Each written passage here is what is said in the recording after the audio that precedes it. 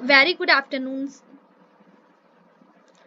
Very good afternoon student. So ये मेरा next chapter start हो रहा है रियल एनालिसिस पे। इससे पहले मैंने एक चैप्टर ऑलरेडी कंप्लीट करा दिया है, उसमें कोई टॉपिक आपको कम लग रहा हो तो आप उसके लिए कमेंट कर सकते हैं नीचे। सो जो नेक्स्ट टॉपिक है रियल एनालिसिस का एमएससी में, that is convergence in measure. तो this concept was given by Riesz and Fischer. तो कोई भी sequence F N measurable function का हम कब कहेंगे कि भाई ये कन्वर्ज कर रहा है एफ को, ठीक है। तो इसको जनरली हम ऐसे लिखते हैं, the sequence F N is converging in f m to a function f. Okay, तो जो मेजरेबल सीक्वेंस है हमारा एफ एन, वो मेजर में कन्वर्ज कर रहा है एफ को जब कोई epsilon greater than 0 and del greater than 0 पे there exist and positive number, या पॉजिटिव नंबर है m यहाँ पे, ठीक है, जो नेचुरल नंबर है, ठीक है, सच दैट जो ये m है, m x belongs to e, such that जो ये मॉड निकालेंगे f n x minus f x का, क्योंकि एफ एन हमारा एफ को कन्वर्ट कर रहा है, ठीक है, एंड इसका मॉड की वैल्यू एप्सिलॉन से बड़ी आएगी, और जो मेजर में इनकी वैल्यू अगर हम निकालेंगे तो इसका वैल्यू हमारा डेल से छोटा आएगा। और यहाँ पे जो एन है वो ऑब्वियसली किसको बिलोंग कर रहा है, नेचुरल नंबर को, ठीक है। इसको हम ऐसे भी लिख सकते हैं, अगर ये वाला समझ नहीं आ रहा है तो limit and tends to infinity. इसको अगर तुम जनरली पॉइंट वाइज कन्वर्जन पढ़ रहे होते तुम ये लिखते ना, limit and tends to infinity f N is equals to f, है ना। या फिर ये जो एफ एन माइनस एफ है इसका डिफरेंस बहुत छोटा है, मतलब it is negligible and it is equals to 0। तो limit and tends to infinity m x belongs to e, है ना, and such that f n x minus f x जो ये डिफरेंस आने वाला है, it is greater than epsilon का जो डिफरेंस है, इसका वैल्यू कितना आएगा, 0।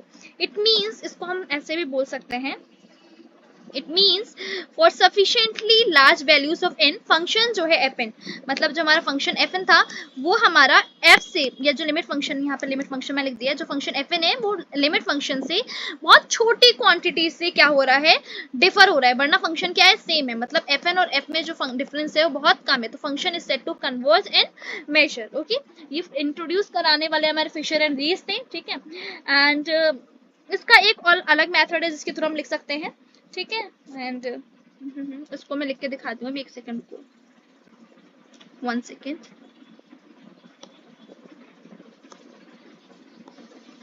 मतलब कोई एफ एन हमारा सीक्वेंस है, ठीक है, तो इसको हम डिफाइन कर सकते हैं मेजरेबल सेट पे। मेजरेबल सेट मैंने ई ले लिया है, कोई दिक्कत नहीं है, हम कोई भी सेट ले सकते हैं, ठीक है।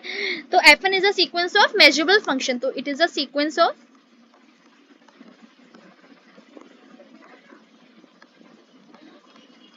मेजरेबल फंक्शन, और ये एक सेट है जिसपे डिफाइंड है, और सेट भी मेजरेबल होगा, ठीक है, it is a measurable set.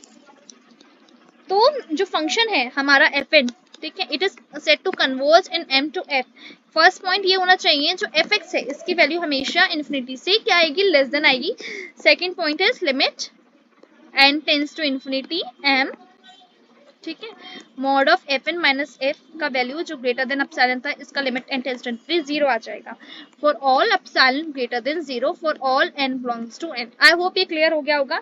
Then we will see that the sequence F n a converge करेगा in measure to a function F. इसका जो अगर आपको एग्जाम में आ जाए लिखने के लिए, तब तो आप ऐसे ही लिखोगे, ठीक है, कि sequence F n a measurable function का, उसको एफ ए कन्वर्ज कराने के लिए there exist n positive number m कब एग्जिस्ट करेगा, जब एप्सिलॉन ग्रेटर देन 0 होगा, डेल ग्रेटर देन 0 होगा, और मेजर में इसकी वैल्यू लेस देन डेल होगी, या limit n tends to infinity में इसकी वैल्यू 0 हो जाएगी, ठीक है।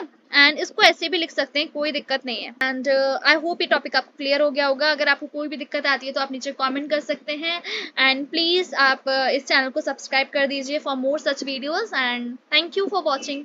Till then bye bye.